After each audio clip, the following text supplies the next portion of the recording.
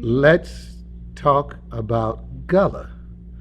You've heard of the word Gullah, and it is trending if you live here in the Low Country, meaning anywhere in South Carolina, Georgia, North Carolina, or Florida. But what is Gullah?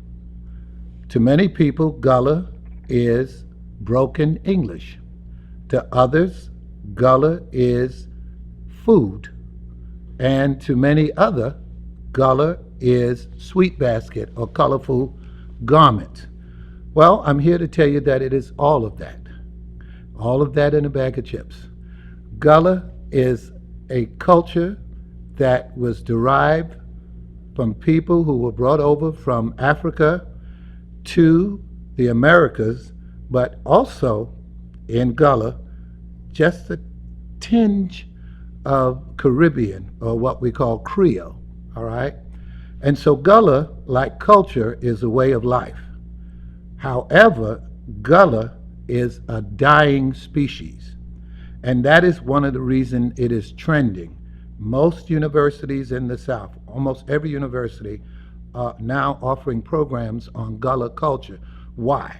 You cannot separate Gullah from our history in the United States any more than you can separate water from the ocean.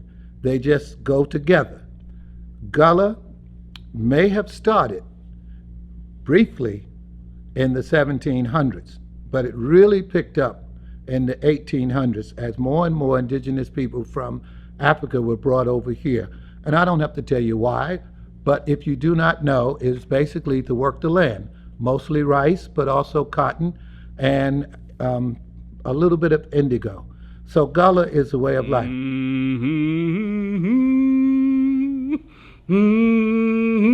What we're going to be talking about today is that there is a difference, and sometimes a profound difference, between Gullah on the inland or the mainland and Gullah on the sea island. Gullah on the sea island has many components to it that you will not necessarily find on the mainlands. Now, what is not common knowledge is that most of the African people who were enslaved were brought through the ports, three main ports, Charleston, New Orleans, and the southern parts of Alabama. However, there was plenty of slave ships that came through the sea islands. Now, when we talk about Gullah, we have to understand that Gullah will come in two components. Gullah that basically was from the 1700s right up to the mid-20th century, 1940 or 1950, particularly here in the Low Country. And then it began to gradually change. And so I'm going to give you a couple of islands that you may have heard of, particularly if you live down here. You may have heard of Johns Island. You may have heard of James Island. You may have heard of Pawleys Island. You may have heard of Mount Pleasant.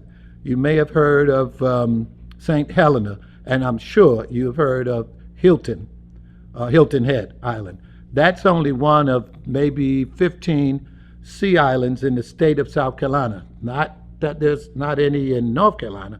There are, and certainly in Georgia. One of the most famous sea islands that's been covered in history is Daufuskie Island. That's right off of Beaufort. And of course, there are several other islands.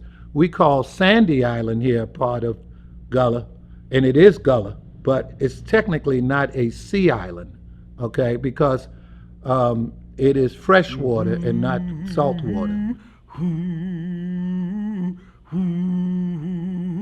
Well, the sea island culture is unique for one reason and one reason only. They were able, because they were isolated from the rest of the mainland of America, they were able to keep the African heritage and culture together longer, pristinely longer than any other. So the continuity was there. So if you were to go there today, certainly Mount Pleasant, you're not going to see a great deal of the Gullah culture. You're not going to hear it, you're not going to see it, except if you are on the highways going towards Charleston or coming from Charleston, you will see the sweet baskets situation set up. However, if you go to Guatemala Island, even today, you will notice that a lot of that culture is straight out of 150, 200 years ago. And that's not by accident. Because of quote unquote gentrification, a lot of those sea islands have changed. So when I'm talking about sea islands, I'm going to be talking about before 1950 and after 1950. And one of the things that you will notice is that almost all of the islands in South Carolina are now connected with a bridge or some sort of connection from landmass, with the exception of Sandy Island. You still have to take a boat.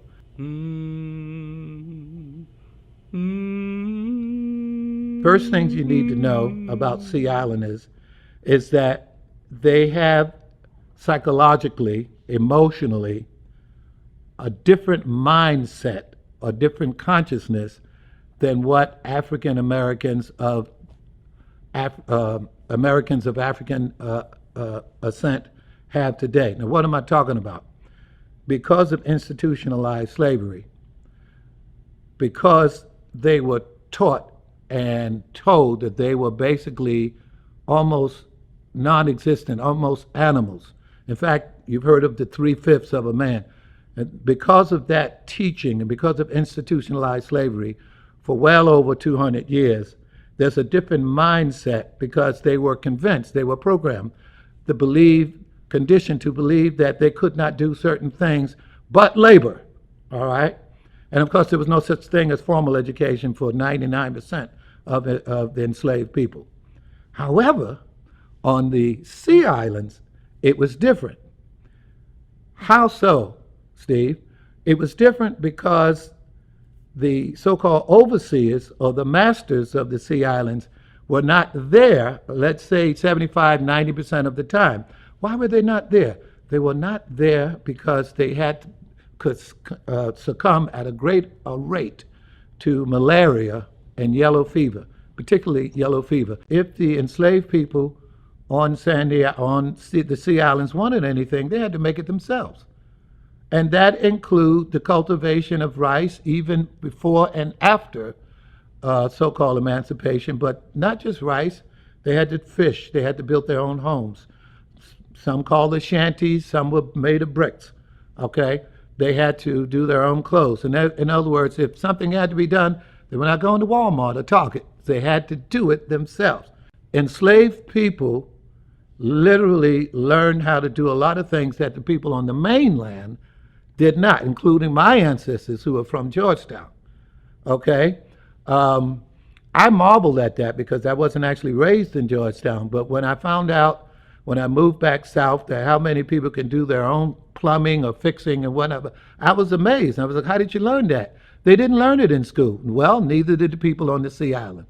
They learned it from their ancestors, and their ancestors got it from Africa. There's a very celebrated craftsman named Philip Simmons who built several of the ironworks or blacksmith work in Charleston. Now, he learned it from his uncle and he learned it from his father. So it was passed down.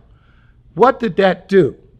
That gave the people of the Sea Islands a sense of pride and a sense of accomplishment and not a sense of inferiority. Sea Islanders don't have that sense, even to this day.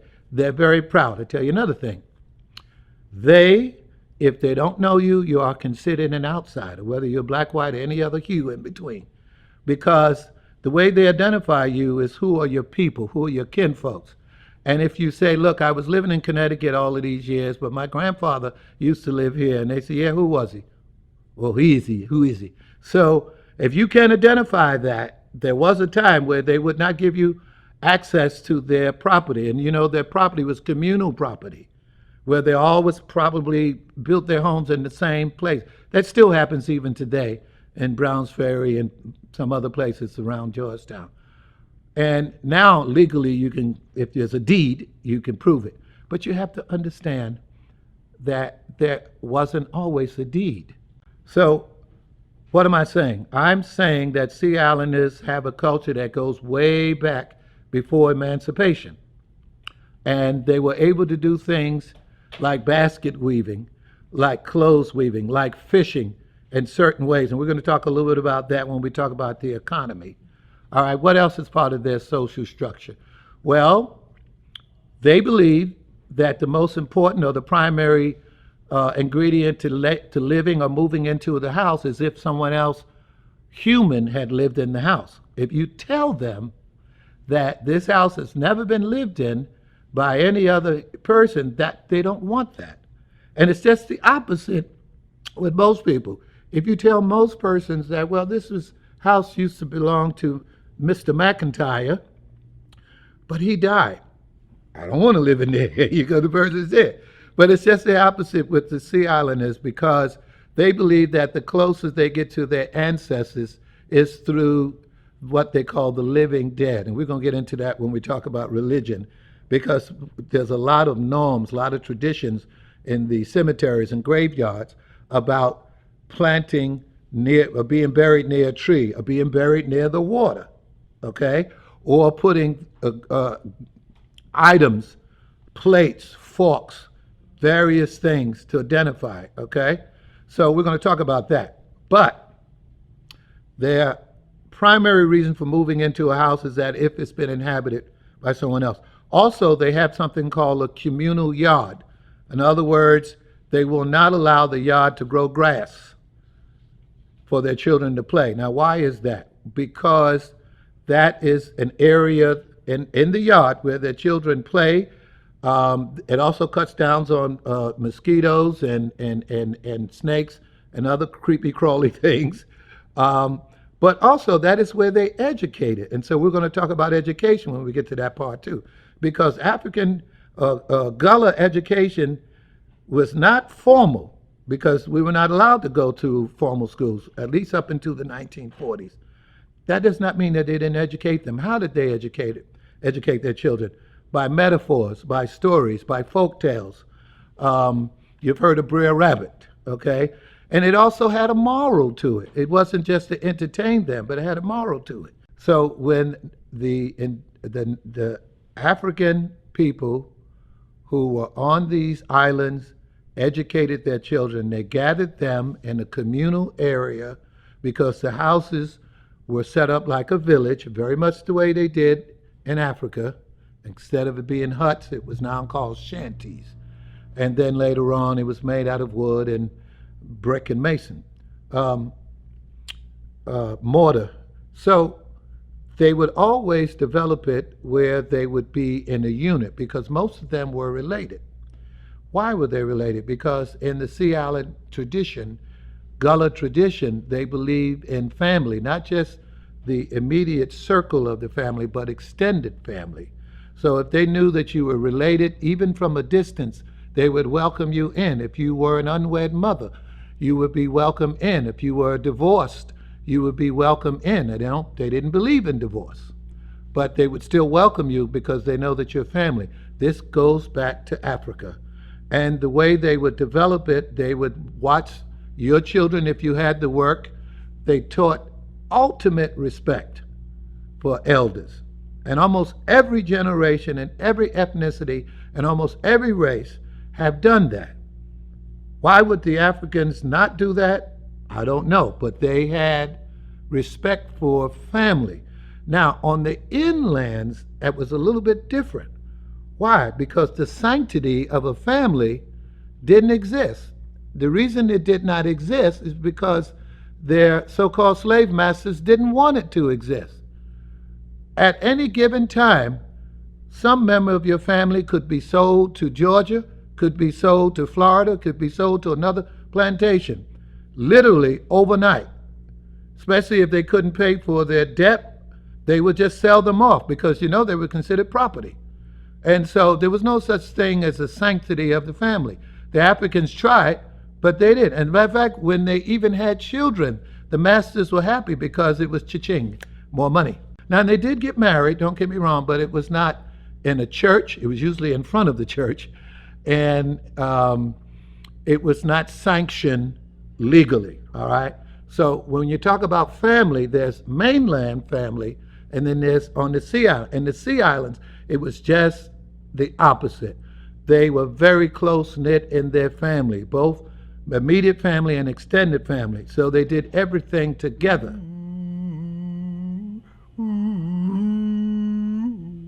Keep in mind that there are really two divisions here. Again, one is prior to, let's say, 1950 and after 1950. Now, when you talk about sea islands, particularly the coast of South Carolina, there are about 13 to 15 main ones. Now, in total, there are literally hundreds of sea islands from North Carolina all the way down to the tip of Florida, okay? However, the ones that are inhabited are the ones that probably had plantations on it some kind of way. But in terms of economics, it was originally there to be used for crops. The three main crops were rice, overwhelmingly, something called sea island cotton, which was also very profitable, and then indigo, okay? But for the most part, it was rice. On these sea islands, again, because the masters were not there, and the masters basically wanted to know that the laborers were doing their job, growing the crop, and then when the crop was ready to be harvested, they could sell it and get their profit or their money. And don't fool yourself, they got their money. The plantation owners or the rich planters were the most wealthy or the richest people in America at that time. This was long before Andrew Carnegie, J.P. Morgan, John D. Rockefeller. These are northern industrialists. But the planters who lived on the east coast of South Carolina, Justin Ward and Milton and so many others, Austin, these people were millionaires long before any of the others. Now, that began to change after the war, but between 1850 and 1860, they were the richest people probably in the world, but certainly in the United States. When the masters were not on the sea islands, which is, again, 75 to 90% of the time, the sea islanders, once they did their job, rice can only be grown and cultivated during X amount of months. So what did they do on the other months? Well, they were able to grow their own crops: okra, tomatoes, watermelons, corn, squash. We can go on and on and on. They were able to build their own houses. They were able to sew their own clothes. And so they were doing this before they were emancipated. And as I said earlier, they were in a better position at the emancipation because they already had these skills. They had certain freedoms, certain liberties that the people on the mainland did not have, including my own ancestors. So we didn't know those skills. Now, many of them did. Don't get me wrong. All over Georgetown, there's a lot of buildings and houses that were literally made by craftsmen with those skills.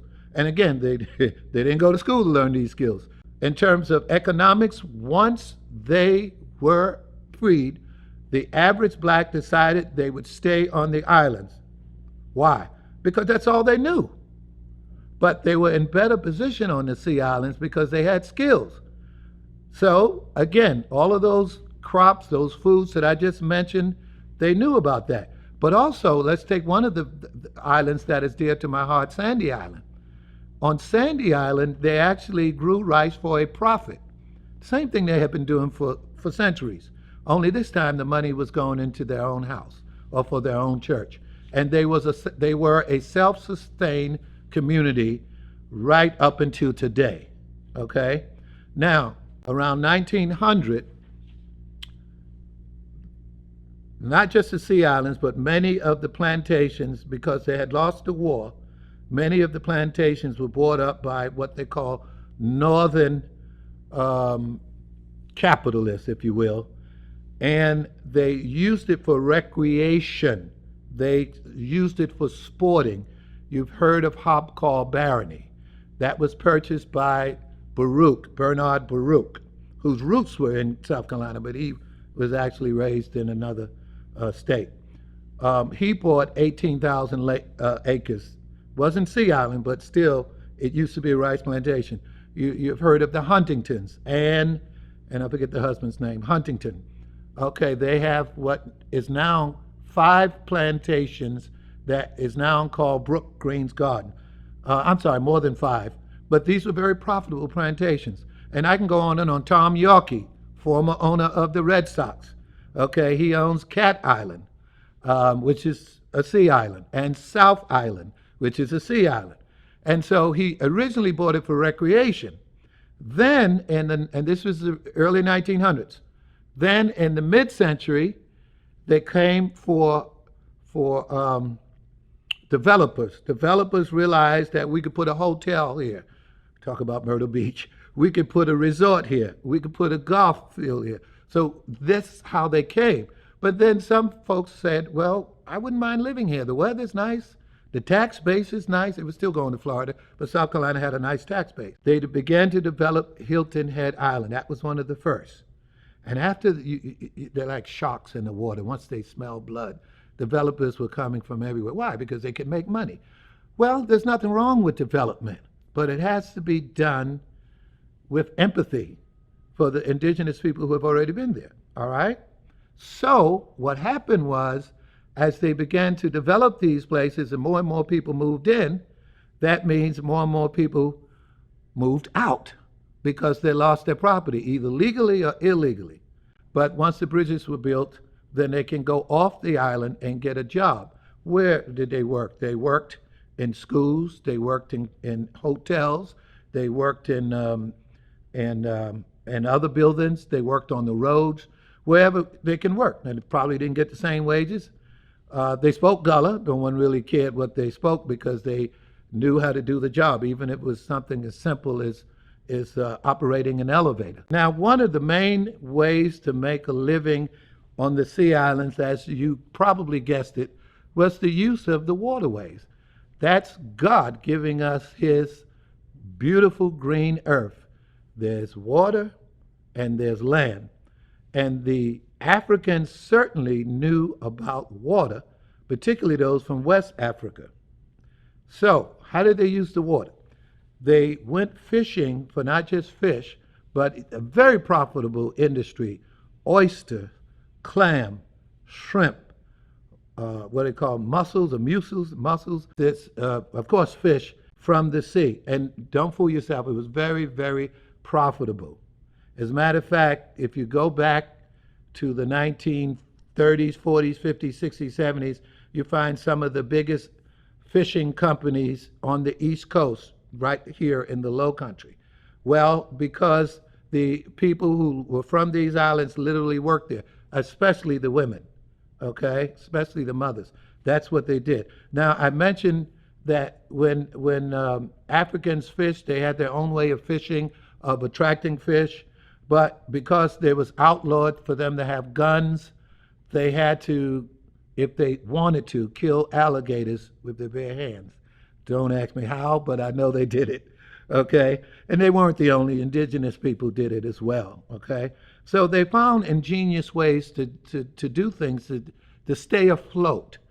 And because of the waterways, they also were able to travel to other places. They didn't do a lot, but they did a little bit. So if you knew something about navigating a small boat or a canoe, you could literally visit some of the islands because they were so close to each other.